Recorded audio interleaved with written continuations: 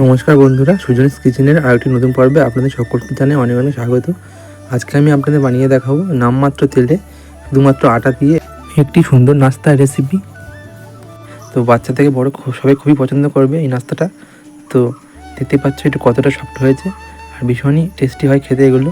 তো সকাল বিকেল যখন ইচ্ছা এগুলো বানিয়ে খেতে পারবেন, আশা করছি ভালো লাগবে। তো চলুন দেখে নিন রেসিপিটি। তাই বানানোর জন্য এখানে নিয়েছি 1 কাপ পরিমাণে আটা, এবং দিয়ে দেবো হাফ চা চামচ কাঁচা লঙ্কা কুচি আর একটা মিডিয়াম সাইজের পেঁয়াজ কুচি, আর দেবো স্বাদ অনুসারে লবণ, আর দেবো হাফ চা চামচ হলুদ গুঁড়ো, 1/4 চা চামচ লঙ্কা গুঁড়ো, 1/4 চা চামচ গরম মশলা গুঁড়ো, হাফ চা চামচ ধনে গুঁড়ো। সব কিছু মশলা দিয়ে ভালো করে একটু মিশিয়ে নেব। তারপর এতে অল্প অল্প করে জল দিয়ে একটা ঠিক ব্যাটার বানিয়ে নিতে হবে।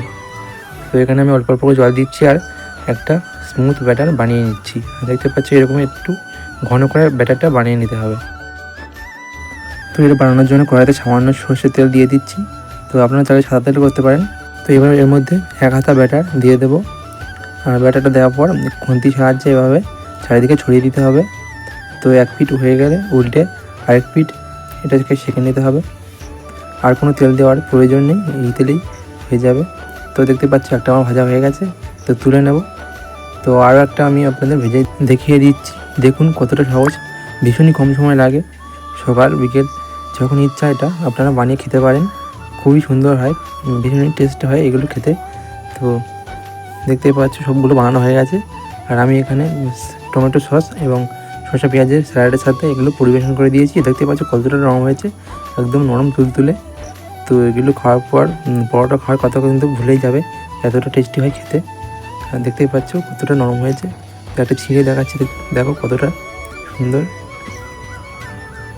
একটু শসা পেঁয়াজ স্যালাড আর একটু টমেটো সস নিয়ে খেয়ে দেখবেন, দারুণ লাগে খেতে। তো আজকের এই ভিডিওটি কীরকম লাগলো অবশ্যই কমেন্ট করে জানাতে ভুলবেন না। আর যদি ভালো লাগে প্লিজ চ্যানেলটি সাবস্ক্রাইব করে পাশে থাকবেন। তো আজকের মতো ভিডিওটা এখানে শেষ করছি, আবার দেখা হবে নতুন কোনো ভিডিওতে। তো সবাই ভালো থাকবেন, সুস্থ থাকবেন। এতক্ষণ আমার সাথে থাকার জন্য অনেক অনেক ধন্যবাদ।